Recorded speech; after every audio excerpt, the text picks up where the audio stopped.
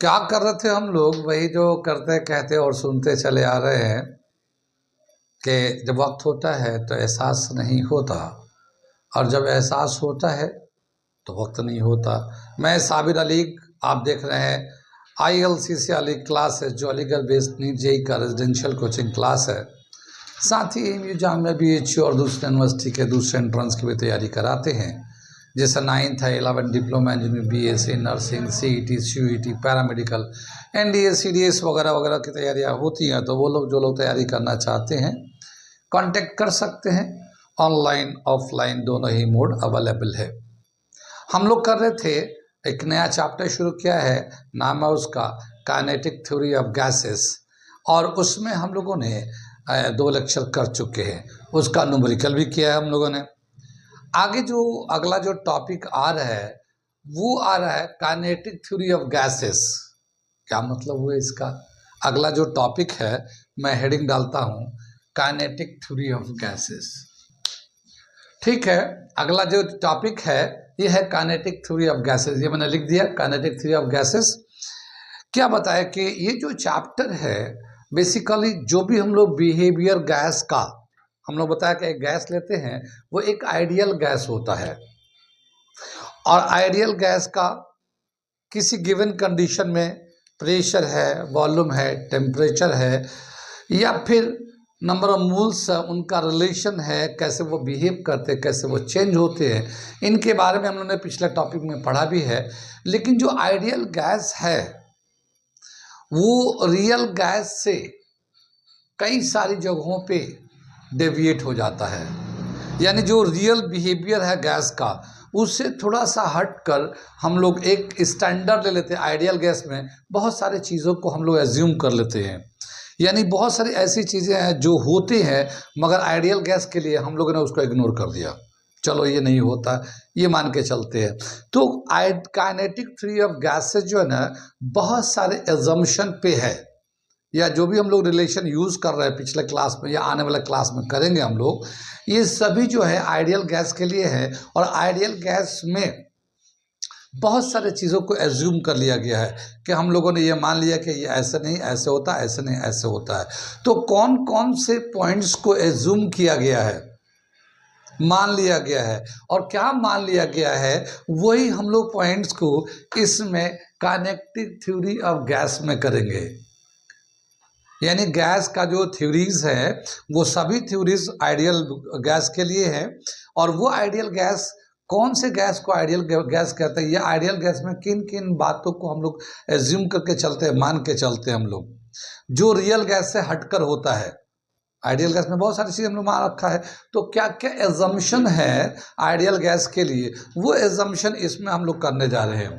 तो यहाँ पे कुछ एजम्पशन 5-6 एजम्पशंस हैं, वो मैं एजम्पशन को लिखता हूँ, मैं एक एक करके लिखता हूँ मैं, फिर मैं उस एजम्पशन को समझाते हैं। फिर जब हम आगे बढ़ेंगे तो वो एजम्पशन का इन्वॉल्वमेंट अगले कंसेप्ट में या पिछले कंसेप्ट में भी हुआ है, वो सब हम लोग देखते चलेंगे। कितनी बात समझ में? तो हम लोग यहाँ पे जो जो मेन एजम्पशन लिए गए हैं आइडियल गैस के लिए, वो कौन कौन से हैं वो मैं लिखने जा रहा हूँ। ठीक है, तो कौन कौन सा एजम्पशन था, हम लोग कुछ पॉइंट तो अभी लिख दिया यहाँ पे, और भी इसके अलावा और भी कई सारे पॉइंट्स हैं। तो इस एजम्पशन को, कई सारे पॉइंट्स है, तो इसको समराइज करके लिखा है क्लासियस एंड मैक्सवेल, ये नाम दे रखा है। इन्होंने उस थ्योरी को, काइनेटिक थ्योरी ऑफ गैसेस को, जो जो एजम्पशन लिए गए हैं उसको एक ऑर्डर में लिख दिया है। तो हमने भी इसको अब तक 5 लिखा, अभी 2-3 और भी हैं, मैं बाद में लिखूंगा इसके मिटाने के बाद। तो पहला क्या दे रखा है वो मैं बताता हूँ। क्या लिखा है एजम्पशन में? All gases consist of molecules, the molecules are rigid elastic sphere identical in all respect for a given gas and different for different gas। क्या मतलब है इसका? कि जितने भी गैसेस हम लोग लेते हैं वो सब मॉलिक्यूल से मिलके बना हुआ है, यानी कि एटम्स नहीं होते, आइंस नहीं होते हैं, वो मॉलिक्यूल्स होते हैं। और वो जो मॉलिक्यूल है वो सारे मॉलिक्यूल आइडेंटिकल है। अगर एक गैस लेते हैं तो, जैसे मान लो हमने हाइड्रोजन गैस लिया, H2 हो गया, तो सारे मॉलिक्यूल H2 के हैं वो, या O2 ले लिया, या HCl ले लिया या CO2 लिया, कोई भी एक गैस लेंगे तो सारे मॉलिक्यूल एक जैसे होंगे, स्फेरिकल शेप के होंगे, सारे प्रॉपर्टीज सब मॉलिक्यूल का एक ही जैसा होगा, identical in all respect. Identical in all respect का मतलब ये है कि चाहे वो फिजिकल प्रॉपर्टीज हो या केमिकल प्रॉपर्टीज हो, सब एक जैसे होंगे, किसी का डिफरेंट नहीं होगा। हाँ, अगर मैं डिफरेंट गैस ले लूँ, यानी एक में ले लिया हमने हाइड्रोजन गैस, दूसरे में ले लिया ऑक्सीजन गैस, तीसरे में ले लिया नाइट्रोजन गैस, तो सबका इसका अपना एक तरह का प्रॉपर्टीज होगा, केमिकल फिजिकल प्रॉपर्टीज होगा, आइडेंटिकल नेचर होगा, उसका अपना होगा, उसका अपना होगा। ठीक है। एक होता है diatomic molecules, diatomic यानी दो एटम से मिलके बना हुआ है। एक होता है ट्राई एटमिक, तो ऐसे भी मॉलिक्यूल होते हैं जो डाई एटमिक होते हैं, जैसे H2। H2 का क्या मतलब हुआ, यहाँ पे दो हाइड्रोजन एटम है, O2 दो हाइड्रोजन एटम है, इसको हम लोग बोलते हैं डाई एटमिक मॉलिक्यूल्स, यानी एक मॉलिक्यूल में दो एटम है। ट्राई एटमिक मॉलिक्यूल भी होते हैं, जैसे H2O, तो इसमें तीन एटम है, दो हाइड्रोजन के एक ऑक्सीजन के, तो तीन एटम है। तो इस तरह से diatomic triatomic molecules का भी नेचर होता अपना, तो उसका अपना अपना नेचर होता है कि कोई गैस लिया गया है वो डाई एटमिक है या ट्राई एटमिक है। लेकिन पहला पॉइंट यही बता रहा है हमारा कि जितने भी गैसेस लेंगे, अगर आइडियल गैस ले रहे हैं तो सारे मॉलिक्यूल्स एक जैसे होते हैं, स्फेरिकल्स होते हैं, सारे प्रॉपर्टीज एक जैसा होता है, आइडेंटिकल होते हैं। अगर डिफरेंट डिफरेंट हो गए तो डिफरेंट होगा। कितनी बात सुन में आई? तो पहला एजम्पशन तो ये लिया गया है। ठीक, अब चलते हैं दूसरा एजम्पशन में क्या लिया गया है, वो the size of the molecules are negligible as compared with the average distance between the molecules. क्या बताया कि जो मॉलिक्यूल का साइज होगा और एक कंटेनर में जो हम लोग गैस लेते हैं, तो जो गैस के मॉलिक्यूल होते हैं अलग अलग होती है। हमने पहले बहुत सारे स्ट्रक्चर बना के दिखाया, गैस मॉलिक्यूल दिखाया है। तो एक गैस से दूसरे गैस के बीच का जो डिस्टेंस है, उसके कंपेयर में, डिस्टेंस के कंपेयर में जो मॉलिक्यूल का साइज होगा वो बहुत ही नेग्लिजिबल होगा। क्या मतलब हुआ, मैं छोटा सा एक जगह बना के दिखाता हूँ आपको। ये हम एक कंटेनर ले लेते हैं, ये एक हम लोगों ने कंटेनर ले लेता हूँ समझाने के लिए, और ये एक, इसके अंदर हम एक गैस ले लेते हैं। तो जैसे ये एक हमने गैस लिया, ठीक है ना, कुछ गैस लिया, तो इसका जो साइज है और इसके बीच में दो मॉलिक्यूल के बीच का जो डिस्टेंस है, जैसे मान लो ये एक मॉलिक्यूल है, ये एक मॉलिक्यूल है, तो इनके बीच का जो डिस्टेंस है, उस डिस्टेंस के कंपेयर में उनका जो साइज है वो बहुत छोटा है। ठीक है, size of the molecule is negligible as compare to distance between the two molecules. कितनी बात सुन में? जैसे ये मान लो, जैसे हम लोग क्या कहते हैं कि बहुत सारे शहर हैं, छोटे बड़े शहर होती है, लेकिन जो शहर के बीच का जो दूरी होता है, जैसे मान लो हम अलीगढ़ में हैं, यहाँ से अलीगढ़ से दिल्ली, तो अलीगढ़ जितना एक एरिया में बसा हुआ है और दिल्ली भी अपना एरिया में बसा हुआ, लेकिन यहाँ से अलीगढ़ का जो डिस्टेंस है वो बहुत है। ठीक है, तो अगर हम लोग पूरे डिस्टेंस के रेस्पेक्ट में अगर लेंगे तो शहर का जो साइज है वो छोटा हो जाएगा। ऐसे ही बताया क्या कि जो मॉलिक्यूल्स हैं गैस के, उनकी जो अपनी साइज है, दो मॉलिक्यूल के बीच का जो डिस्टेंस होगा ना, उसके कंपेयर में वो बहुत छोटा है। तो ये दूसरा पॉइंट हो गया हमारा, the size of the molecule are negligible compare with the average distance between the molecule. Molecule का जो एवरेज डिस्टेंस लेते हैं, एवरेज का मतलब क्या होता है, कोई मॉलिक्यूल करीब होता है, कोई दूर होता है, कोई बहुत ही दूर होता है, तो हम लोग एवरेज डिस्टेंस ले लेते हैं, और एवरेज डिस्टेंस के कंपेयर ले लेने के बाद कंपेयर करते हैं तो साइज का, जो मॉलिक्यूल का साइज होगा वो बहुत छोटा होता है। तो ये था दूसरा एजम्पशन जो इसके लिया गया आइडियल गैस के लिए। आ रही बात समझ में है? आगे बढ़े तीसरे पॉइंट के लिए। तीसरा पॉइंट क्या दे रखा है, the molecules are moving continuously in all direction. तो ये जो गैस के जो मॉलिक्यूल्स हैं ये रेस्ट में नहीं होते, ये कंटिन्यूअस लेफ्ट राइट ऊपर नीचे दाएं बाएं चारों तरफ मूव कर रहे हैं, कंटिन्यूअस मोशन में है, ऑल डायरेक्शन में। कोई ऐसा नहीं कि सब एक ही तरफ चले जा रहे हैं, तो ऑल डायरेक्शन में चारों तरफ इसका मूवमेंट होता है। तो ये था हमारा तीसरा पॉइंट अजम्पशन का। चौथा पॉइंट में क्या दे रखा है, during motion the molecules collide with each another and with the walls of the vessels. क्या मतलब हुआ कि जो कंटेनर में हम लोग गैस लेते हैं तो जब वो मॉलिक्यूल चलते हैं तो एक दूसरे मॉलिक्यूल से टकराते रहते हैं, कोई इधर टकराया कोई उधर टकराया, एक दूसरे मॉलिक्यूल से टकराते रहते हैं। साथ ही वो कंटेनर से भी, वॉल जो है जिस कंटेनर में रखा हुआ उस वॉल से भी टकराते रहते हैं। तो ये एक कंटिन्यूअस प्रोसेस है, मॉलिक्यूल्स रैंडम मूव करते रहे, एक दूसरे से टकराते रहते हैं, दीवार से टकराते रहते हैं, रैंडम मोशन होता रहता है। ठीक है, तो ये था हमारा चौथा पॉइंट। समझ में बात आ रही है? ये एज्यूम किया गया, उस पॉइंट को मैं एलाबोरेट कर रहा हूँ। चौथा पॉइंट हो गया। पांचवा पॉइंट में क्या बताया है? The collision are instantaneous. क्या मतलब हुआ इसका? इंस्टेंटेनियस मतलब for very small time period, for very small time period, यानी कि जब दोनों टकराएंगे तो जैसे चले जा रहे, टकराया, फिर वो इधर गया वो इधर गया, और फिर वो एक मॉलिक्यूल फिर जाता रहेगा, फिर किसी और से टकराएगा। तो एक मॉलिक्यूल से दूसरे मॉलिक्यूल तक जाते जाते जितना टाइम लगता है, और ये आपस में जो कोलिजन हुआ था, ये जो टाइम होगा उस डिस्टेंस के रेस्पेक्ट में बहुत ही कम है। क्या मतलब हुआ कि जैसे मान लो एक मॉलिक्यूल जो है ये जा रहा है और ये इधर भी है, तो ये जाते जाते जाते यहाँ से यहाँ तक जाने में टाइम लगेगा ना कुछ। तो जब यहाँ तक गया लेकिन ये इससे टकरा गया, तो जो टकराया है वो जो टाइम है, जितने देर तक कोलिजन कांटेक्ट में था, वो टाइम बहुत छोटा होता, बहुत ही छोटा टाइम होता है इन डिस्टेंस के बीच में, यानी दो मॉलिक्यूल के बीच में। जैसे ये गैस का एक मॉलिक्यूल जा रहा, जाते जाते जाते जाते इसे टकराएगा, टक से टकरा के आगे निकल गया, तो जो टकराने का पीरियड है ना वो बहुत कम होता है। दो गैस के मॉलिक्यूल के जो डिस्टेंस होता है, जाने और आने का टाइम जो लगता है, जो मॉलिक्यूल के बीच में आने जाने का टाइम जो लगता है या जाते हैं, उस टाइम के कंपेयर में जो कोलिजन टाइम है वो बहुत छोटा होता है, इंस्टेंटेनियस। कितनी बात समझ में आई? तो अभी ये 5 एजम्पशन हमने बताया, आगे 2-3 एजम्पशन और है, वो भी मैं लिखता हूँ, फिर उसको भी बताऊंगा, यहाँ तक नोट कर लीजिए। ठीक, ये अगला पॉइंट दे रखा है, 6 पॉइंट। क्या दे रखा है? The collision are perfectly elastic and there are no force of attraction or repulsion between the molecules। यानी जो मॉलिक्यूल है गैस के, वो जब टकराते हैं तो ये एक इलास्टिक कोलिजन होता है। इलास्टिक कोलिजन पढ़ा तो होगा, हमारा एक टॉपिक है work energy power, class 11 physics में ही है। इलास्टिक कोलिजन, इलास्टिक कोलिजन वो होता है जिसमें काइनेटिक एनर्जी और मोमेंटम दोनों ही कंजर्व रहते हैं।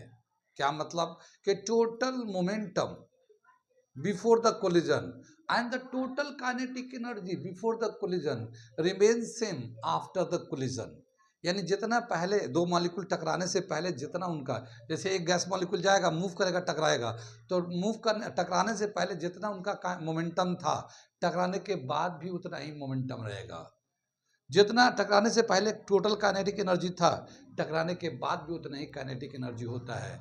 यानी कि there is no loss of momentum और काइनेटिक एनर्जी, यानी ना मोमेंटम में लॉस आता है ना काइनेटिक एनर्जी में लॉस आता है। तो उसी को हम बोलते हैं elastic collision, perfectly elastic collision, यानी जरा सा भी चेंज नहीं होता है। ये एजम्पशन में लिया गया है, क्या एज्यूम किया गया है, हालांकि ऐसा नहीं होता, टकराएगा तो थोड़ा एनर्जी तो लॉस होता ही होता है, लेकिन ये आइडियल गैस के लिए एज्यूम किया गया है कि वो जो कोलिजन होता है परफेक्टली इलास्टिक कोलिजन होता है, और एक मॉलिक्यूल दूसरे मॉलिक्यूल को ना वो अट्रैक्ट करेगा ना वो रिपेल करेगा। जैसे हम लोग जानते हैं कि कोई भी दो मास होगा तो दोनों एक दूसरे को अट्रैक्ट करता, मास हुआ तो यूनिवर्सल ऑफ ग्रेविटेशन न्यूटन ने दिया है, यूनिवर्सल ऑफ ग्रेविटेशन के हिसाब से everybody in the universe are attracting to each other.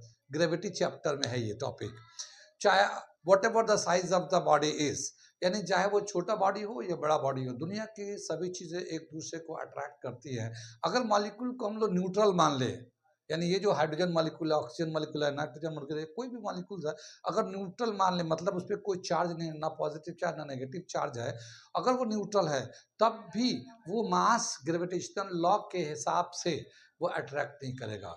और ना ही अगर चार्ज है, चार्ज तो होता नहीं, वैसे मॉलिक्यूल पे चार्ज नहीं है, क्योंकि हम लोग ये मान के चल रहे शुरू से ही कि जितने भी गैस के मॉलिक्यूल्स होते हैं वो न्यूट्रल होते हैं, ना उस पर कोई चार्ज नहीं होता, ना पॉजिटिव चार्ज ना नेगेटिव चार्ज, तो उसमें ना अट्रैक्शन होता है ना रिपल्शन होता है, कोलिजन इलास्टिक होता है। ये इस 6 नंबर में ये एजम्पशन लिया गया है। ठीक है, कि अट्रैक्शन रिपल्शन कुछ नहीं होता, इलास्टिक कोलिजन होता है। ये 6 पॉइंट हो गया, पॉइंट समझ में आ गया। अगला मैं पॉइंट बताऊं, आ रहा सबको समझ में ना? ये अगला पॉइंट दे रखा है, मैं पढ़ता हूं इसको। Between two collision a molecules move in a straight path with a uniform velocity. The average distance between the two successive collision is called mean free path. क्या मतलब हुआ कि जैसे ये हमारा एक कंटेनर था, हमारा ये, इसमें ये कंटेनर था, ये एक मॉलिक्यूल है, ये एक मॉलिक्यूल है, ठीक है ना, ये एक मॉलिक्यूल है। अब ये जो मॉलिक्यूल है ये पूरा स्ट्रेट लाइन में मूव करेगा, या ये इधर आ रहा है तो ये स्ट्रेट लाइन में मूव करेगा। तो पहला तो ये एज्यूम किया गया कि जो भी मॉलिक्यूल्स मूव करते हैं गैस के, वो स्ट्रेट लाइन में मूव करते हैं, इधर उधर नहीं मूव करते हैं। तो वो एक मॉलिक्यूल दूसरे मॉलिक्यूल के आमने सामने आ रहे, अगर टकरा रहे तो वो स्ट्रेट लाइन में मूव करते हैं। दूसरा क्या बताया कि यहाँ से यहाँ तक जो डिस्टेंस है, यहाँ से यहाँ तक का जो डिस्टेंस है, इस डिस्टेंस का नाम रखा है mean free path. Mean free path ये लिखा हुआ है, मीन फ्री पाथ। कुछ बात समझ में कि जो दो मॉलिक्यूल हैं स्ट्रेट लाइन में मूव करते हैं और उनके बीच का जो डिस्टेंस होगा, एक बीच का जो डिस्टेंस होता है, जो एवरेज डिस्टेंस होता है, उसको हम लोग मीन फ्री पाथ के नाम से जानते हैं, MFP, मीन फ्री पाथ। ये अगला एजम्पशन है, 7वां नंबर। आठवां आखिरी एजम्पशन जो दे रखा है वो है the density remain uniform through out the gas. क्या मतलब हुआ कि गैस तो मूव करते हैं, कोई इधर जा रहा, कोई इधर जा रहा है, कोई इधर जा रहा है, लेकिन अगर हम लोग डेंसिटी निकालते हैं कहीं पे भी, यहाँ की डेंसिटी निकालो, यहाँ पे गैस की डेंसिटी निकालो, यहाँ निकालो डेंसिटी, हर जगह बराबर होगा। डेंसिटी तो जानते हैं, मास अपॉन वॉल्यूम डेंसिटी होता है। तो पूरे गैस में कंटेनर, गैस के कंटेनर में हर जगह जो डेंसिटी होगा हर जगह बराबर होता है। तो ये कुछ एजम्पशन है आइडियल गैस के लिए। और जब भी कभी हम लोग आइडियल गैस बोलेंगे तो ये सारी बातें को हम लोगों ने एज्यूम कर रखा है कि मॉलिक्यूल छोटे होते हैं, उनके बीच का डिस्टेंस मीन फ्री पाथ कहलाता है, कोलिजन होते हैं, टकराते रहते हैं, कंटिन्यूस टकराते रहते हैं, मगर वो इलास्टिक कोलिजन होता है, मास बहुत कम होता है, इंटरमॉलिक्यूलर डिस्टेंस ज़्यादा होते हैं, कंटिन्यूस मूवमेंट होता है, जब कोलाइड करता है वो बहुत ही फ्रैक्शन ऑफ सेकंड के टाइम के लिए होता है। तो ये सब छोटी छोटी बातें जो 7-8 पॉइंट एज्यूम किया गया है, ये आइडियल गैस के लिए एज्यूम किया गया, और इसी एजम्पशन को मान के सारे ड्राइव रिलेशन बनाए गए हैं। आइडियल गैस के सारे ड्राइव एंड रिलेशन बनाएंगे। हाँ, अगर इनको एज्यूम ना करें और फिर रियल में एज्यूम करेंगे तो उसका बिहेवियर थोड़ा बदलने लगता है। तो हम लोगों ने एक पिछले ग्राफ में दिखाया था, बॉयस लॉ, चार्ल्स लॉ का ग्राफ में दिखाया था कि अगर हम लोग आइडियल लेते हैं तो कैसा लाइन दिखाता है, डॉटेड लाइन दिखाता है आइडियल के लिए, और अगर रियल में देखने लगते हैं तो उसका लाइन हार्ड लाइन था, तो कैसा उसका चेंज होता था, लाइन का कैसा स्ट्रक्चर आता है। तो रियल में एंड आइडियल में ये डिफरेंस होता है। अब लेकिन चूंकि kinetic theory of gas ideal gas पे ही हम लोग लेके चलते हैं, तो इसीलिए हम लोग आइडियल गैस के एजम्पशन को माइंड में रख के सारी बातों को समझेंगे। कितनी बात सुनी? आगे चलते हैं, अगला टॉपिक करने जा रहे हैं हम लोग। ये है अगला टॉपिक हम लोग करने जा रहे हैं एजम्पशन के बाद, expression for pressure exerted by an ideal gas. एक आइडियल गैस अगर हम लोग किसी कंटेनर में लेते हैं तो जो प्रेशर लगेगा उसका प्रेशर का क्या फॉर्मूला होगा।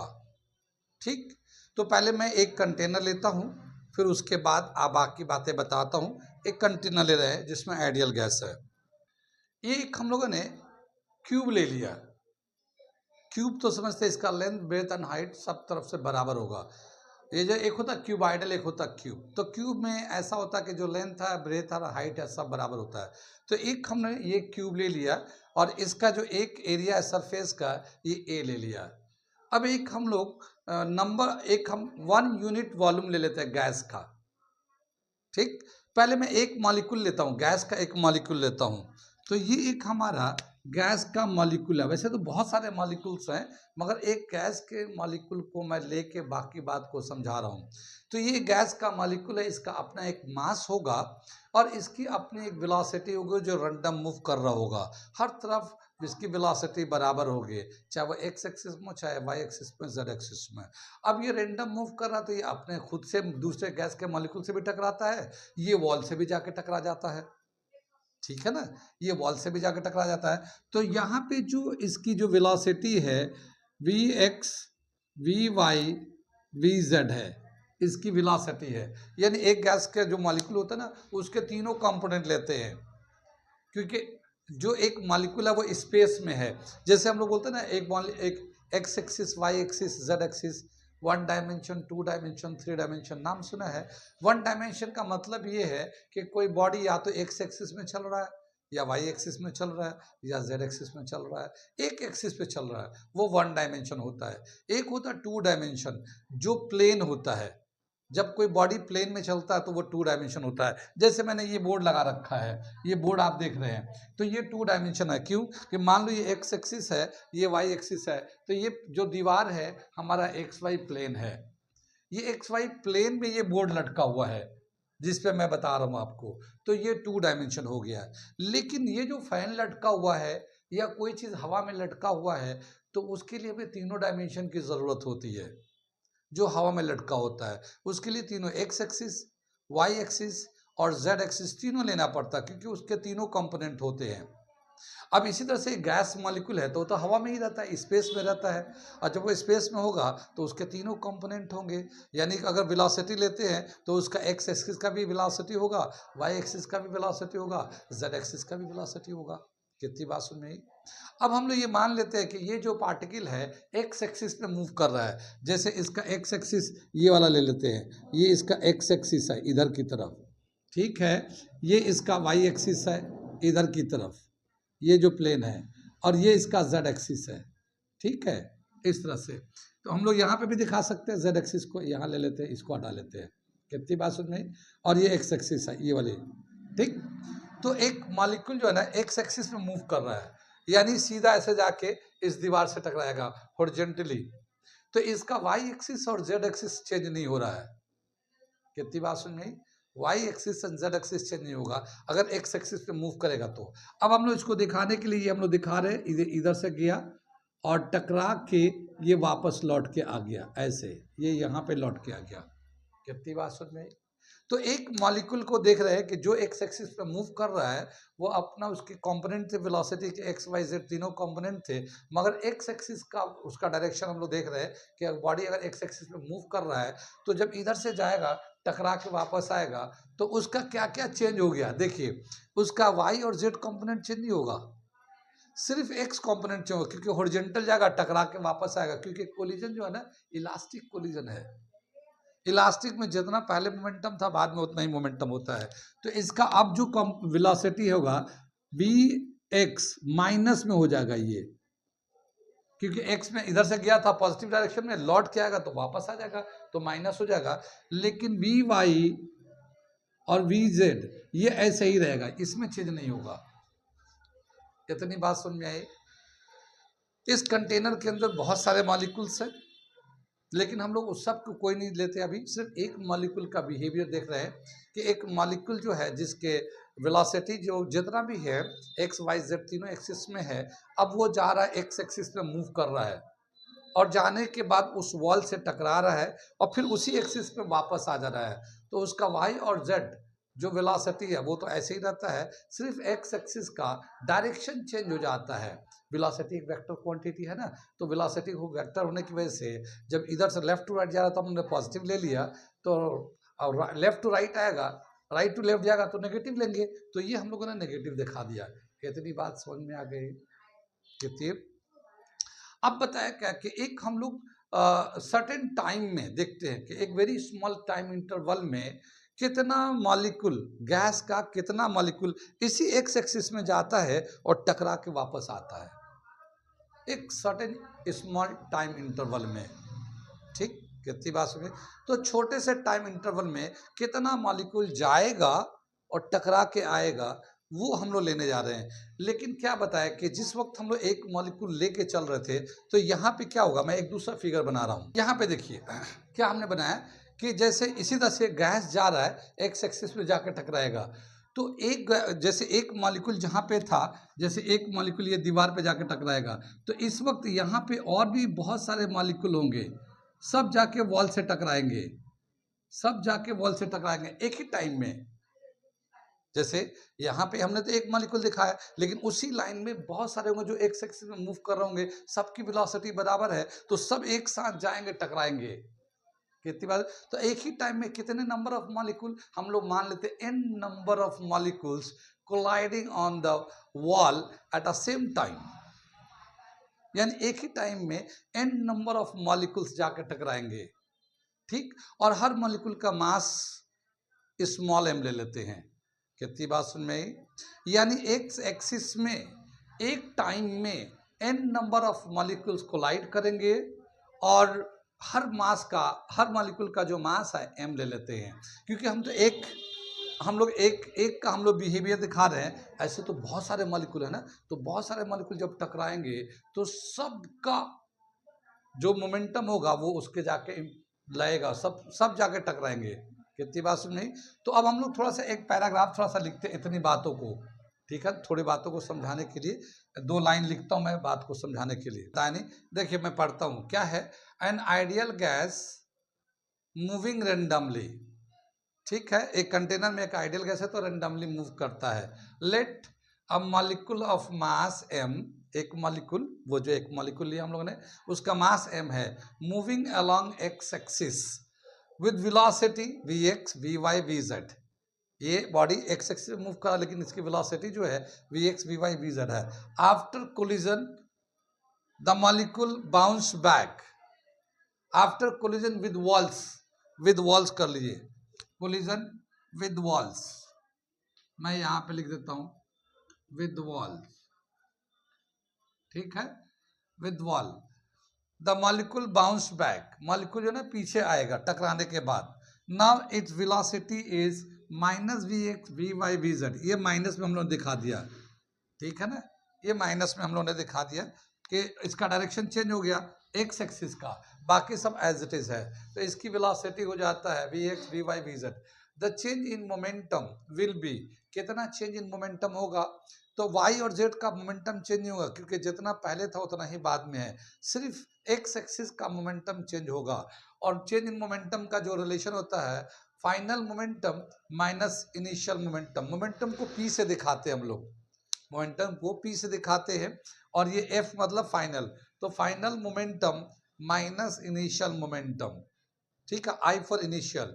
अब फाइनल मोमेंटम जो वेलोसिटी है वो वेलोसिटी नेगेटिव है, तो ये माइनस हो गया m इंटू वी, मोमेंटम का फॉर्मूला होता है m इंटू वी, तो ये मास हो गया जो एक मॉलिक्यूल का मास था, और उसकी velocity along the y axis x axis था माइनस vx, क्योंकि वापस आया था ना फाइनल में, तो फाइनली वो वापस बाउंस बैक कर रहा था, ये वापस आ रहा था, तो माइनस वेलोसिटी हुआ वेक्टर क्वांटिटी के हिसाब से, फिर minus initial velocity, initial momentum, तो mass into velocity along the x axis, ये हो गया इनिशियल, क्योंकि वेलोसिटी चेंज नहीं हुआ, ये इलास्टिक कोलिजन है ना, तो इलास्टिक में जितना इनिशियल वेलोसिटी था उतना ही फाइनल वेलोसिटी है, जितना इनिशियल मोमेंटम होगा उतना ही फाइनल मोमेंटम होगा। साइन कन्वेंशन के हिसाब से ये माइनस हो गया, ये तो माइनस होता ही है, तो ये भी माइनस, ये भी माइनस, माइनस 2mvx, यानी चेंज इन मोमेंटम होगा minus 2mv।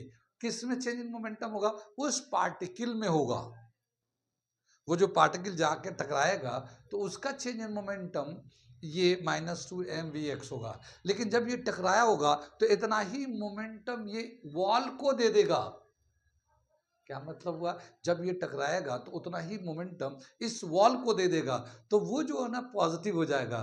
The momentum imparted to the wall will be equal to, मैं लिखता हूं यहां पे, the momentum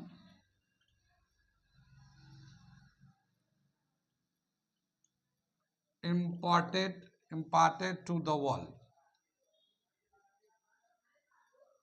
is equal to plus 2mvx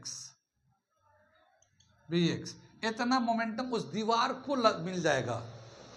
ये तो चेंज इन मोमेंटम पार्टिकल का हुआ था, जो एक पार्टिकल था गैस का, आइडियल गैस का जो मॉलिक्यूल था उसका चेंज इन मोमेंटम था, लेकिन जब वो वॉल से टकराएगा तो वो उतना वॉल को मोमेंटम दे देगा, वो प्लस में हो जाएगा। कितनी बात है? जैसे क्या होता है कि हम लोग किसी को धक्का मारते हैं, तो जिसको हम धक्का मारेंगे न्यूटन लॉ के हिसाब से वो भी उतना ही धक्का मार देगा, तो जब हमने दीवार से जाके ये मॉलिक्यूल टकराएगा तो ये इसको वापस इतना मोमेंटम मिला तो उतना ही मोमेंटम दीवार को भी मिल गया। अगर ये साइन कन्वेंशन मोमेंटम तो वेक्टर, मोमेंटम भी वेक्टर क्वांटिटी और वेलोसिटी भी वेक्टर क्वांटिटी होता है। तो ये तो पार्टिकल का चेंज इन मोमेंटम हो गया, मगर दीवार को इतना मोमेंटम मिल गया कितने पार्टिकल की वजह से? एक पार्टिकल की वजह से। अभी हम लोगों ने पूरा यहाँ से यहाँ तक क्या बताया, एक पार्टिकल जो मूव करेगा एक्स एक्सिस में, वॉल से टकराएगा, वापस आएगा, तो उसका चेंज इन मोमेंटम -2 mv(x) हो गया एक मॉलिक्यूल से।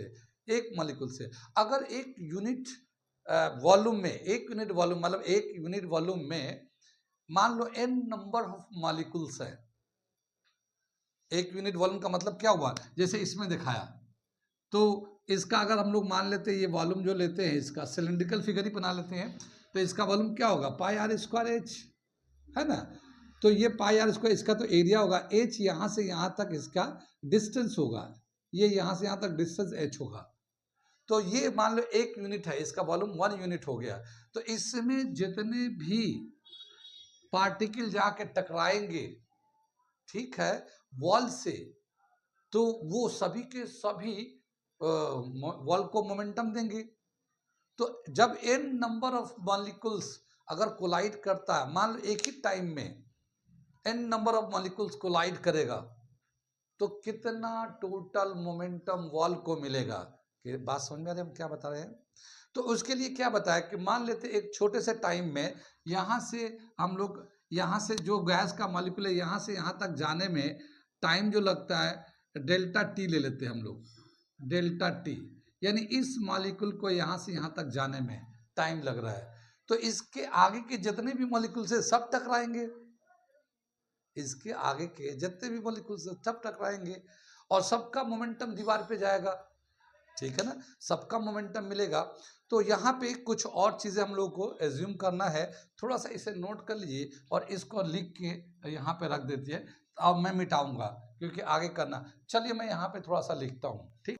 मैंने यहाँ पे थोड़ा सा लिख दिया, क्या लिखा है, let in a small time delta t, एक छोटा सा टाइम ले लेते हैं। जैसे हमने बताया था कि एक मॉलिक्यूल जाके वॉल से टकरा रहा है, तो हम लोग छोटा सा टाइम डेल्टा टी ले लेते हैं।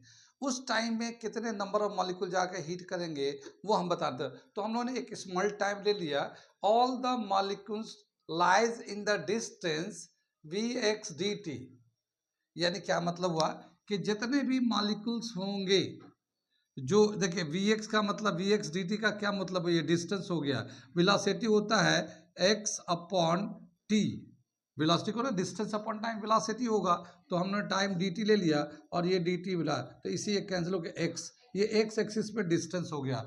तो यही लिख रहे हैं, all the molecules lies in the distance vx dt, यानी इसके डिस्टेंस में जितने भी मॉलिक्यूल होगा hit the wall of area ए, यानी इसको जाके हिट करेंगे।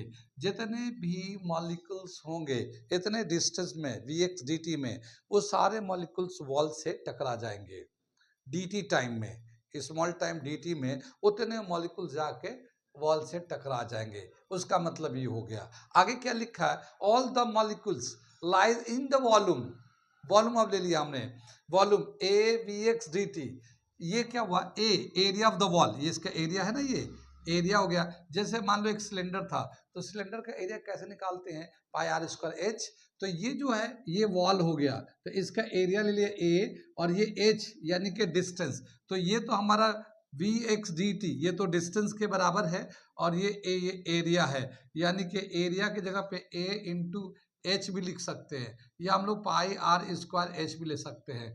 तो ये वॉल्यूम हो जाता है, ये ए एच है, ये ए एक्स हो गया, ये वी एक्स की जगह पे वी एक्स डेल्टा टी लिख दिया, यानी ये दे रखा वॉल्यूम ए v x into d T, यानी इस वॉल्यूम में जितना मॉलिक्यूल्स है सब जाके वॉल से टकराएंगे, will hit the wall in time d t. कितनी बात सुन में आई, एक बार मैं फिर से बता देता हूँ कि बताया क्या कि मान लेते हैं कि ये तो एक मॉलिक्यूल का पूरा बिहेवियर हमने बता दिया। अगर मान लेते हैं कि एक हम इमेजिनरी एक सिलेंडर या कोई भी शेप ले लो इमेजिनरी, एक वॉल्यूम में, एक यूनिट वॉल्यूम में जितने मॉलिक्यूल्स होंगे, मान लो डेल्टा टी टाइम में वो जाके वॉल पे हीट करेंगे, तो डेल्टा टी टाइम में कितना गैस के मॉलिक्यूल मूव करेंगे। जैसे जो वॉल के पास होगा वो तो फौरन कोलाइड हो जाएगा, जो उसके पीछे होगा वो भी डेल्टा टी में जाकर कोलाइड कर, उतने टाइम में वो भी पहुंच जाएगा और वो भी कोलाइड कर जाएगा। अब उसके और टाइम में थोड़ा तो डेल्टा टी में पता चला कि यहाँ तक जितने भी मॉलिक्यूल थे सब के सब जाके दीवार में टकरा जाते हैं डेल्टा टी टाइम में। कितनी बात सुनिए। अब चलो मैं एक दूसरा एग्जाम्पल से समझाता हूँ। जैसे मान लो हम लोग को मैराथन हो रहा है। मैराथन तो जानते हैं, बहुत सारे हजारों हजार लोग दौड़ते हैं किसी स्पेशल डे पे, जैसे 15 अगस्त के दिन, या फिर योगा डे होता है जून में, योगा डे होता है 21 जून को शायद है योगा डे, ठीक है, या फिर 26 जनवरी, ऐसे जो डेज होते हैं उसमें मैराथन कराया जाता है। तो बहुत सारे लोग दौड़ने के लिए आ जाते हैं उस दिन, पूरे रोड खाली कर दिया, छुट्टी होती है ना तो पूरा रोड खाली हो जाता है, और फिर बच्चे बच्चियां जवान बूढ़े सब दौड़ते हैं। मान लो एक डेडलाइन दे दिया गया कि भाई यहाँ तक आने के बाद आपका रेस खत्म, इसके बाद आपको नहीं दौड़ना है। तो एक जगह शुरू करेंगे और फिर दौड़ते दौड़ते दौड़ते कुछ डिस्टेंस दौड़ना है, फिर एक लाइन आ जाएगा जहाँ पे जाना है। तो जब जहाँ पे जाएगा, ऐसा नहीं, ऐसा भी हो सकता है एक ही आदमी आए पहले, क्यों, क्योंकि बाकी पीछे हैं। ऐसा भी हो सकता है कि बहुत सारे लोग एक ही साथ आए और एक ही साथ लाइन को क्रॉस करे। जब एक ही साथ लाइन को क्रॉस करे तो जिसका सबसे पहले लाइन पैर रखागा वो विनर कहलाएगा, फर्स्ट कहलाएगा, बाकी जो दूसरा होगा वो सेकंड कहलाएगा। अब क्या हुआ कि मान लो कि बताया गया कि देखते हैं, एक ही आदमी को तो प्राइज देना नहीं है, इतने सारे लोग आ रहे हैं, उसने ले लिया कि मान लो आने वाले आधे मिनट में या 1 मिनट में कितने लोग क्रॉस करेंगे उन सबको प्राइज मिलेगा। क्या डेडलाइन से अब लोग आने लगे, तो अब आने जो पहला आदमी गया उसके बाद 1 मिनट तक जितने लोग जाएंगे क्रॉस करेंगे उन सबको प्राइज मिलेगा। तो अब 1 मिनट के पहले जितने भी लोग थे सब जा रहे हैं, उन सबको प्राइज मिलना है। जब 1 मिनट खत्म हो जाएगा तो फिर रोक दिया जाएगा, अब इसके बाद का किसी को प्राइज नहीं मिलेगा, ये जितने आगे गए इन सबको प्राइज मिलेगा। इतनी बात सुन में। तो उसी तरह से क्या बताया कि डेल्टा टी टाइम सेलेक्ट कर लिया गया, गैस मॉलिक्यूल तो मूव करते रेंडमली। अब क्या किया कि डेल्टा टी टाइम में कितने मॉलिक्यूल दीवार को हिट करेंगे, जाके जितने मॉलिक्यूल हिट करेंगे वो कंसिडर करते हैं। अब डेल्टा टी टाइम में कितना डिस्टेंस होगा, तो वेलोसिटी इंटू टाइम कर दो, डिस्टेंस हो गया, ये v x into d t, तो एक्स एक्सिस का डिस्टेंस होगा, यानी उतने डिस्टेंस के लोग जो क्रॉस करेंगे वो सब को प्राइज मिलेगा, ऐसी तो बताना है। तो उतना ही उतने डिस्टेंस में जितने मॉलिक्यूल्स से डेल्टा टी टाइम में जितने डिस्टेंस आता है उतने में जितने भी मॉलिक्यूल्स होंगे जो टकराएंगे दीवार से वो सब का सब हम लोग कंसीडर करेंगे। यहाँ तक समझ में आया। और जितना एरिया है उस वॉल पे पूरा एरिया ले रहे हैं, तो इसका मतलब हम लोग पूरे यहाँ से ऐसे एक देखो इमेजिनरी लाइन बना रहा हूँ मैं, ये ऐसे हम लोग मान के चलते हैं कि ये जो है ना एक इमेजिनरी लाइन है, ये इसके जैसे ये है ना यहाँ पे, तो ये पूरे वॉल पे दिखाना है, पूरे वॉल पे। तो जब पूरे वॉल पे, तो यहाँ से जो मॉलिक्यूल जाएगा, यहाँ से यहाँ से यहाँ से यहाँ से यहाँ से जितने भी मॉलिक्यूल जाएंगे डेल्टा टी टाइम में वो सबका मोमेंटम दीवार पे लगेगा। पूरे दीवार पे ए लिया ना, एरिया, इसका एरिया ए है, तो इस पूरे का एरिया ए है, हम छोटे से एरिया नहीं ले रहे हैं, पूरे वॉल पे, यानी यहाँ से जितने भी इतना दूर के जितने भी गैस के मॉलिक्यूल होंगे जो टकराएंगे उन सब का कितना मोमेंटम उस पर जाएगा। तो अब तो एक मॉलिक्यूल बचा नहीं, बहुत सारे मॉलिक्यूल होंगे, ठीक है, तो वो हम लोग ले रहे हैं। तो क्या बताया कि ये जो वॉल्यूम में, ये तय वॉल्यूम में जितना वो हीट करेगा डेल्टा टी में, वो सब के सब को हम लोग कंसीडर कर रहे हैं। तो ये जो वॉल्यूम है, इस वॉल्यूम में कितने नंबर ऑफ मॉलिक्यूल्स हैं, इतने वॉल्यूम में कितने नंबर ऑफ मॉलिक्यूल्स हैं वो जाके हीट करेंगे और उतना मोमेंटम देंगे। तो हम लोग मान लेते हैं कि यहाँ पे इतने वॉल्यूम में n नंबर ऑफ मॉलिक्यूल्स हैं। कितना? n नंबर ऑफ मॉलिक्यूल, हो सकता है n 1000 हो, 2000 हो, 1 lakhs हो, कुछ भी हो सकता है। यानी इतने वॉल्यूम में n नंबर ऑफ मॉलिक्यूल्स है जो डेल्टा टी टाइम में जाके दीवार से टकराएंगे ही टकराएंगे। सब जो दीवार के पास था वो तो टकराएगी टकरा, थोड़ा दूर वाले भी वो भी टकरा देंगे, जो इतने डिस्टेंस में आएंगे सब के सब टकराएंगे। कितनी बात सुन में, आगे चले। अब क्या बताया, जैसे एक और मैं छोटा सा उदाहरण देता हूँ, एक एग्जांपल देता हूँ। मान लो समंदर के किनारे घर है, समंदर के किनारे घर है और समंदर में बहुत दफा साइक्लोन आते रहते हैं, साइक्लोन आते हैं। साइक्लोन में क्या होता है, पानी बहुत ऊपर चढ़ने लगता है, पानी इतना ऊपर जाने लगता है कि वो उसकी जो लहर है वो जिधर घर बने वो वहां तक पानी चला जाता है। बहुत सारे घर उसमें डूब जाते हैं। तो अब उसका जो है ना, मेट्रोलॉजिस्ट होते हैं जो साइंस वाले हैं, तो उन्होंने समंदर के पानी की जो स्ट्रेंथ था उसे रीड कर गया, और रीड करने के बाद बताया कि पानी की जो ताकत है इतना उछाल लेगा तो कम से कम आधे किलोमीटर, समंदर से आधे किलोमीटर के अंदर का एरिया को तबाह बर्बाद करेगा। कितना? हाफ किलोमीटर का डिस्टेंस पे जितने भी घर आएंगे वो सब बर्बाद हो जाएंगे, पानी में डूब जाएंगे। अब हाफ किलोमीटर इधर भी, इधर भी, इधर भी, सब तरफ होगा, ऐसा थोड़ी होगा कि खाली एक गली में दिखा दें कि इधर हो गया। ये पूरा पानी आएगा। मान लो इधर किनारा बस्ती बसी है ना, सिविलियन रहते हैं, तो वो पूरा ही एरिया में आधे किलोमीटर तक का पूरा डूब जाएगा। ठीक ऐसे ही क्या बताया कि इसमें से डेल्टा टी में जितना डिस्टेंस आएंगे ऊपर से नीचे लेकर, वो सब के सब गैस जाके दीवार से टकराएंगे। कितनी बात सुनी? और जब सबके सब टकराएंगे तो सबका मोमेंटम दीवार को लगेगा। हमने मान लिया कि इतने वॉल्यूम में जो नंबर ऑफ मॉलिक्यूल्स है एक यूनिट वॉल्यूम में वो n है, एक यूनिट वॉल्यूम में।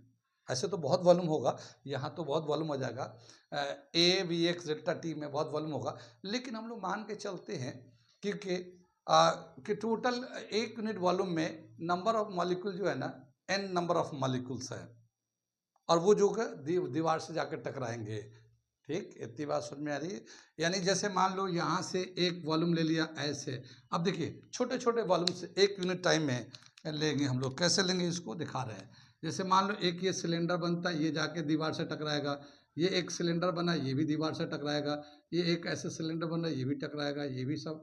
तो ऐसे छोटे छोटे जो सेक्शन है ना, पर यूनिट वॉल्यूम ले लेंगे तो इस तरह से सारे गैस के मॉलिक्यूल जाके टकराएंगे दीवार से। ठीक, कहते हैं डेल्टा टी टाइम में जितने मॉलिक्यूल्स होंगे एक वॉल्यूम में, वो सारे के सारे मॉलिक्यूल जाके टकराएंगे वॉल से। अब हम लोग मान के चलते एक यूनिट वॉल्यूम में जो नंबर ऑफ मॉलिक्यूल्स हैं वो n है, और वो n क्या होगा उसके बाद मैं लिख रहा हूँ। यहाँ से मैं मिटा दूँ, यहाँ से मिटाता हूँ। एक चीज़ और बताता हूँ कि बताते कि जो हमारा गैस मॉलिक्यूल हम लोग यहाँ पे ले रहे हैं वो सबके सब को हम लोग एक्स एक्सिस में दिखा रहे हैं, है ना। सबके सब जाके एक्स एक्सिस में मूव जाके दीवार से टकराएंगे, मगर ऐसा नहीं होता कि सबके सब एक्स एक्सिस में ही मूव कर रहे हैं, वाई एक्सिस में मूव करते हैं, जेड एक्सिस में मूव करते हैं। तो एक जनरलाइज करके एक देखा गया, ऑब्जर्वेशन लिया गया है कि जितने भी मॉलिक्यूल हम एक पर्टिकुलर एक्सिस में ले रहे हैं उसका हाफ मॉलिक्यूल ही दीवार से जाके टकराएगा, उस डायरेक्शन में होगा। जिस डायरेक्शन में भी ले रहे हैं हम लोग उस डायरेक्शन में सिर्फ हाफ मॉलिक्यूल्स ही होंगे, हाफ नंबर ऑफ मॉलिक्यूल ही उस डायरेक्शन में होंगे, और बाकी हाफ इधर उधर जा रहे होंगे। क्या समझ में आया? अगर मान लो हम लोग ने मान लिया कि 100 मॉलिक्यूल दीवार से टकरा रहे हैं डेल्टा टी टाइम में, तो 100 में सिर्फ 50 ही टकरा रहे होंगे, 50 इधर उधर जा रहे होंगे। ये भी ऑब्जर्वेशन है, तो उसको इंक्लूड करके मैं एक पैराग्राफ यहाँ पे लिख रहा हूँ, फिर मैं उसको समझाऊंगा। यहाँ मैं मिटा देता हूँ, ठीक है। ये मैंने एक पैराग्राफ लिख दिया समझाने के लिए। क्या लिखा है यहाँ तक तो समझ में आ गया था। ये इतना जो वॉल्यूम का जो नंबर ऑफ पार्टिकल है यानी A v x delta t, इतने नंबर ऑफ मॉलिक्यूल जाके वॉल पे कोलाइड करेंगे। लेकिन क्या देखा गया है, it has been observe that half of the molecules move in the direction and half of them moves away from the wall. यानी कि जितना मॉलिक्यूल जाके हिट करेगा, हम लोग जितना एज्यूम कर रहे हैं उसमें से आधा तो दीवार से जाके टकराएगा और आधा इधर उधर चला जाएगा। तो जो आधा मॉलिक्यूल जाके हिट करेगा वॉल पे, number of molecule hitting the wall of area A in time delta t are. कैसे लिखेंगे हम लोग उसको दिखा रहे हैं। 1/2 A v x delta t, ये तो हमारा टोटल वॉल्यूम हो गया डेल्टा टी वाला। इसके आधे मॉलिक्यूल जो है जाके टकराएंगे, और यहाँ लिया है एन। एन क्या है? N number of molecules present per unit volume. यहाँ पे मैं उसको लिटरेचर में लिख देता हूँ, नंबर ऑफ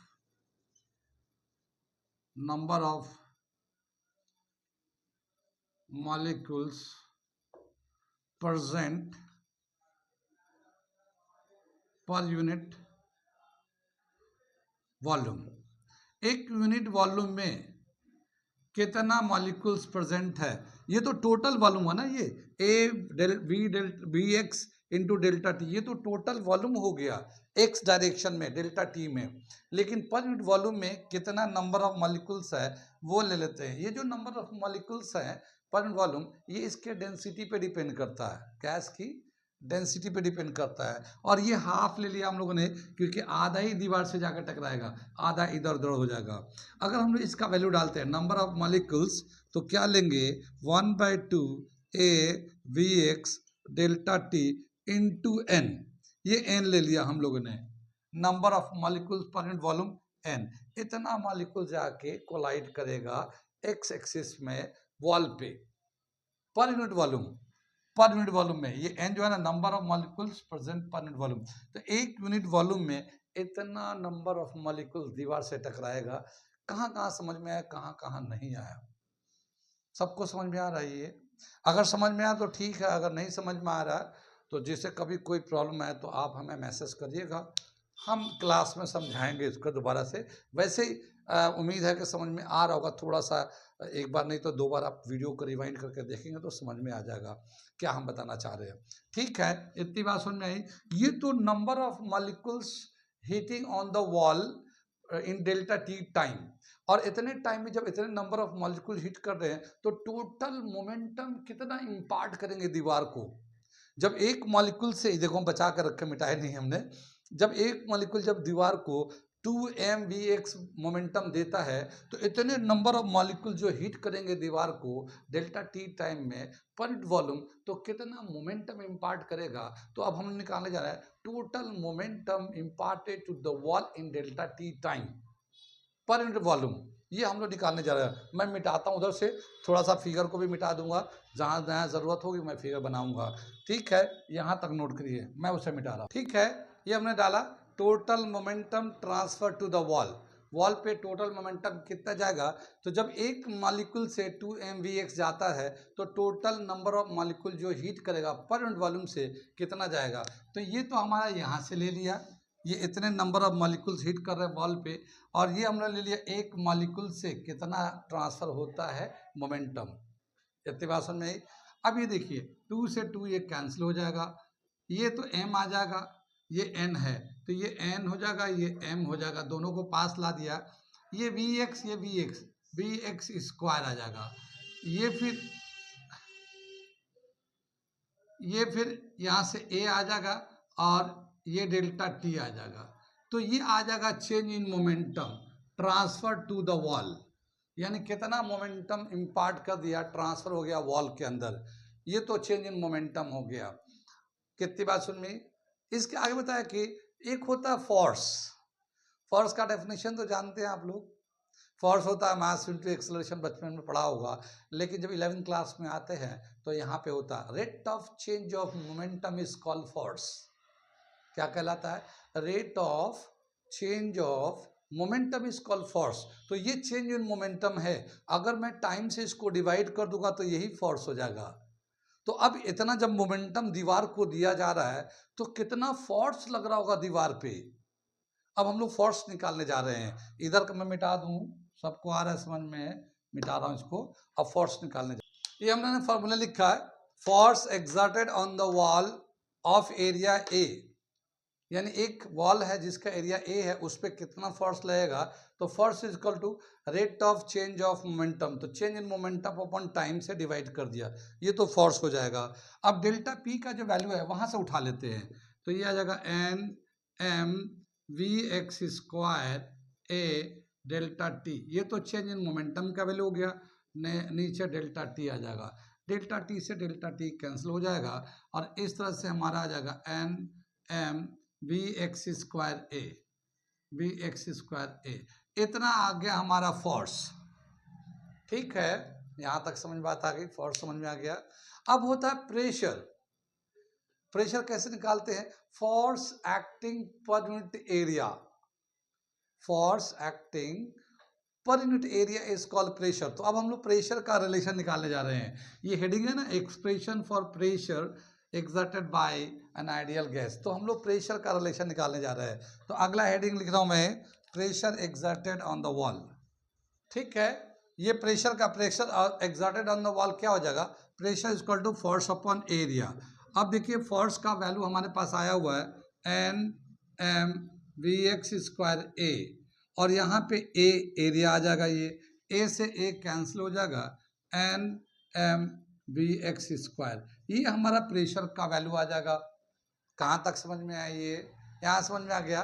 यहाँ आ गया प्रेशर का value n into M into v x square, velocity along the y x, sorry velocity along the, यहाँ पे velocity along the x axis ले रहे हैं। अब क्या बताया कि जो बॉडी जितने भी पार्टिकल होते हैं गैस के, उनकी वेलोसिटी तो ठीक है एक्स एक्सिस का ले रहे हैं, लेकिन सारे मॉलिक्यूल का वेलोसिटी बराबर नहीं होता।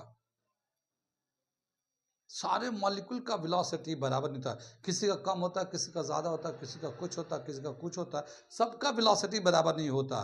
तो अब हम लोग क्या करेंगे कि मीन वेलोसिटी ले लेते हैं। All the molecules moving along the x-axis have a different velocity. So what is the mean velocity? We are taking this one. यानी कि अब हम लोग mean velocity लेंगे, यानी जितने भी molecules थे उनकी velocity जितने भी थे x axis की तरफ, उसका mean लेते हैं, यानी number of molecules से divide कर देते हैं, तो mean velocity आ जाता है। तो mean velocity of particles along the axis क्या लिखेंगे हम लोग? mean velocity. mean velocity of the molecule along the x axis कैसे लेंगे हम लोग? b बार स्क्वायर, ये b बार हम लोग पता ना मीन लेते थे बचपन में, तो x बार y बार बार लगा दे तो मीन हो जाता है, तो ये मीन वेलोसिटी ले लिया। अब यहाँ पे vx को vx हटाकर इस पे बार लगा देते हैं, तो यही वेलोसिटी जो होगा, मैं इधर लिखता हूँ थोड़ा सा मिटा के, इसका प्रेशर का क्या रिलेशन आ जाएगा? Now pressure is equal to n m v bar square. अब ये अगर हम लोग ऐसे लिखेंगे तो pressure along the x axis ले, चाहे वाई एक्सिस ले, चाहे जेड एक्सिस ले, ये मीन प्रेशर मीन वेलोसिटी हो गया। Mean velocity along the x axis, mean velocity along the y axis भी इतने ही लेंगे हम लोग, mean velocity along the z axis इतने ही लेंगे। कितनी बात सुन में ही? यहाँ पे जो हम लोग आइडियल गैस ले रहे हैं, तो ये सारे गैस जो है ना हर डायरेक्शन में यूनिफॉर्म वेलोसिटी से मूव करते हैं। हमने देखा था velocity along the y axis, velocity along the x axis, velocity along the z axis. बताते कि जो आइडियल गैस है वो आइसोट्रॉपिक, आइसोट्रॉपिक, आइसोट्रॉपिक क्या मतलब हुआ कि ये आइसो मतलब बराबर होता है, ट्रॉपिक मतलब डायरेक्शन होता है, तो ये सभी डायरेक्शन में इसकी जो वेलोसिटी होते हैं गैस के वो बराबर होते हैं। आइडियल गैस के सभी डायरेक्शन में क्या मतलब हुआ कि velocity along the x axis, velocity along the y axis का square, velocity along the z axis का स्क्वायर, ये सभी बराबर होंगे। कितनी बात सुन में? यानी एक मॉलिक्यूल जो है उसका एक्स एक्सिस में भी उतना ही वेलोसिटी है, वाई एक्सिस में भी उतना ही वेलोसिटी है, और जेड एक्सिस में भी उतना ही वेलोसिटी है। तीनों एक्सिस में होता है। अगर मैं एक एक्सिस में लूँ तो कितना हो जाएगा इसका से, ये तीनों v x square, v y square, v z square, तीनों बराबर है तीनों डायरेक्शन में, और तीनों का जब मैग्नीट्यूड को मिला देंगे तो एक पार्टिकल की वेलोसिटी होती है, net velocity.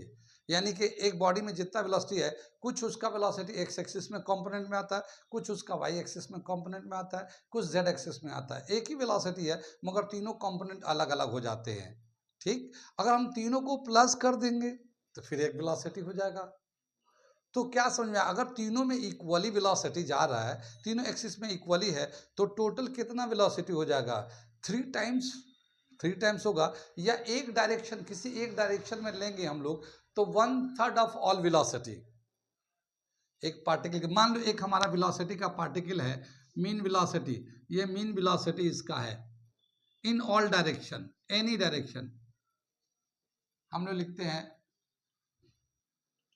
Mean velocity of ideal gas. क्या दे रखा है? v बार स्क्वायर, ये मीन वेलोसिटी है।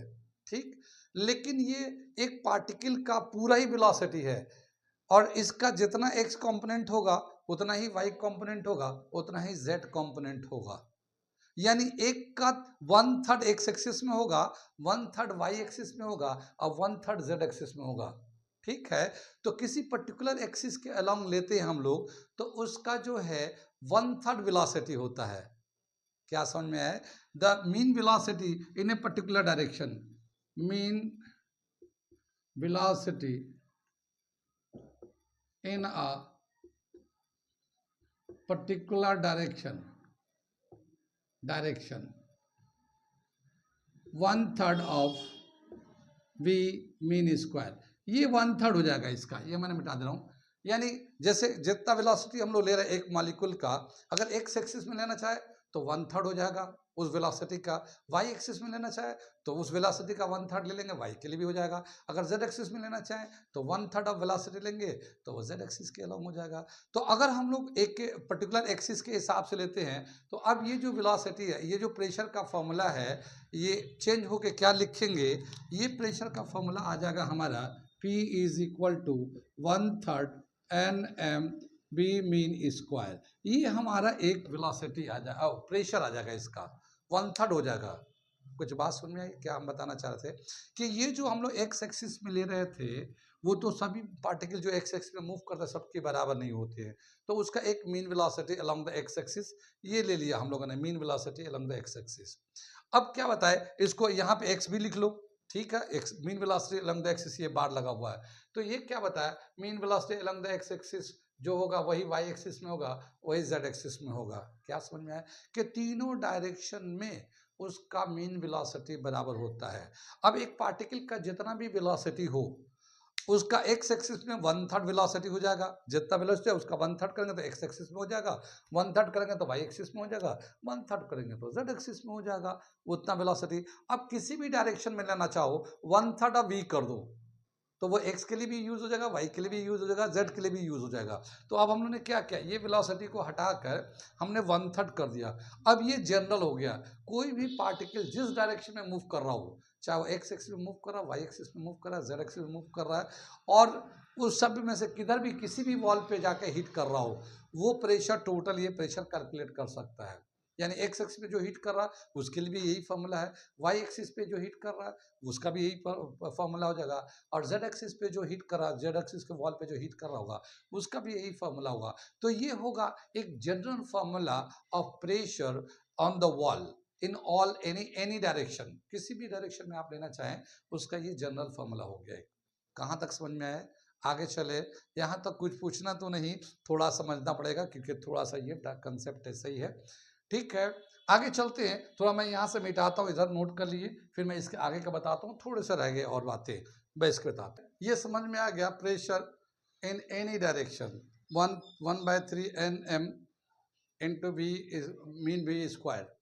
अब क्या बताया कि अगर हम लोग डेंसिटी लेते हैं, डेंसिटी यानी कि number of molecule present per unit volume is called density.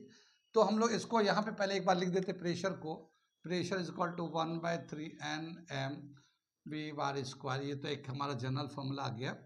अब बोला क्या, डेंसिटी अगर लेना चाहेंगे, density is equal to mass upon volume, ठीक है। अब बताया क्या कि ये है n, number of molecule present per unit volume, बताया था ना, यहाँ पे लिखा था n होता number of molecules present per unit volume, एक वॉल्यूम में, एक यूनिट वॉल्यूम में कितने नंबर ऑफ पार्टिकल्स है वो हो गए। और ये है मास, मास ऑफ ईच मॉलिक्यूल, एक मॉलिक्यूल का मास कितना है, तो एक का मास इतना है, और अगर n से मल्टीप्लाई कर देंगे तो total mass of the gases present per unit volume, एक यूनिट वॉल्यूम में जितने नंबर ऑफ मॉलिक्यूल्स हैं उनके टोटल मास कितना होगा, ये n इंटू एम के बराबर हो गया। तो मास हो जाएगा n into M, total mass present of the gas in a unit volume, volume कितना है 1, ठीक है। तो इसका डेंसिटी कितना हो जाएगा n इंटू एम। डेंसिटी को हम लोग रो से दिखाते हैं, rho is equal to n into m. कितनी बात सुन रहे, इस वाले रिलेशन को, प्रेशर का ये जो रिलेशन है इसको हम लोग अगर मॉडिफाई करते हैं तो ये आ जाएगा 1/3, इन दोनों के लिए रो लिख देते हैं और ये v बार स्क्वायर। तो प्रेशर का एक रिलेशन ये भी हो जाता है, प्रेशर का ये भी रिलेशन है लेकिन डेंसिटी के टर्म में ये रिलेशन हो जाता है। यानी अब क्या समझ में आया, the pressure exerted on the wall per unit area per unit volume by an ideal gas is 1/3 rho density into mean velocity square, या फिर यहाँ पे N into M into V mean square. ये प्रेशर का relation हो गया। ये था हमारा expression for pressure exerted by an ideal gas. कहाँ कहाँ समझ में आया, कहाँ कहाँ नहीं आया, डराइव समझ में आया? एक दो बार वीडियो देख लीजिएगा, समझ में आ जाएगा। पहली बार तो वो जाहिर है कंसेप्ट है, तो पहली बार में समझ में नहीं आता, तो एक दो बार जब अलग अलग टाइम में देखेंगे तो समझ में आ जाएगा, ठीक है। और नहीं तो मैं तो है ही हूँ आपको बताने के लिए। कितनी बात समझ में आई? अब क्या बताया कि एक ये प्रेशर होता है, प्रेशर का यूनिट क्या होता है? पास्कल। अब हम लोगों ने बताया क्या कि एक पास्कल लॉ है। पास्कल लॉ सुना है? फ्लूइड्स में हमने बताया था। पास्कल लॉ तो हम लोग जानते हैं, हमने पास्कल लॉ में बताया था फ्लूइड में जब भी कहीं एक प्रेशर डेवलप करेंगे तो चारों तरफ सेम प्रेशर डिस्ट्रीब्यूट हो जाता है, equal amount of pressure distributed in all direction. याद तो होगा।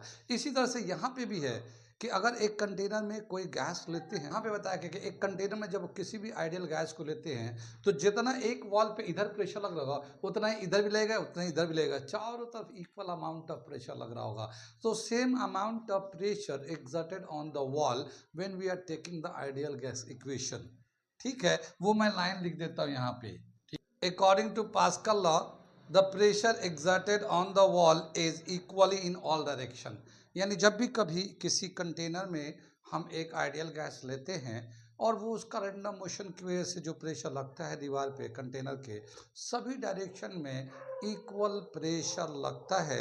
कितना प्रेशर लगता है ये हम लोगों ने ये भी फार्मूला लिखा, ये भी फार्मूला लिखा। बहुत सारी छोटी छोटी बातों को कंसीडर करके हम लोगों ने ड्राइव किया। अगर आपने यहाँ तक वीडियो मेरा देखा है तो इसका मतलब आप में भी दम है, आप में भी दम है, आप में भी चाहत है कुछ करने की, तभी इतनी देर से हमारे वीडियो को आप देखें। और देखने के लिए थैंक यू। और अगर चाहते हैं, आप पहली दफ़ा देख रहे हैं मेरा वीडियो, तो आप मेरे वीडियो को चैनल को सब्सक्राइब कर लें।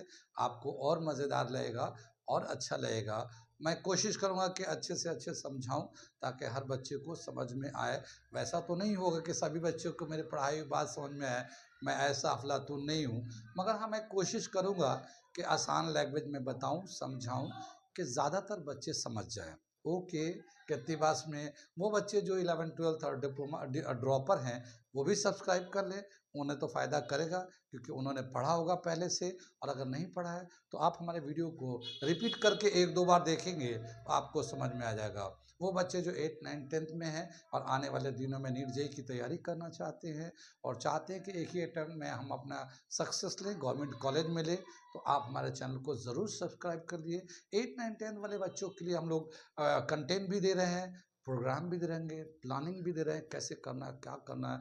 तो आपको जानना है या किसी प्रोग्राम में जुड़ना है, बहुत सारे प्रोग्राम चल रहे हैं, अगर आप जुड़ना चाहते हैं तो आप हमें मैसेज करें। नंबर दिया होता, नंबर होता है हमारे वीडियो पे या डिस्क्रिप्शन में बहुत सारा इन्फॉर्मेशन है, उस पर आप मैसेज कर सकते हैं, आपको मिलेगा इन्फॉर्मेशन।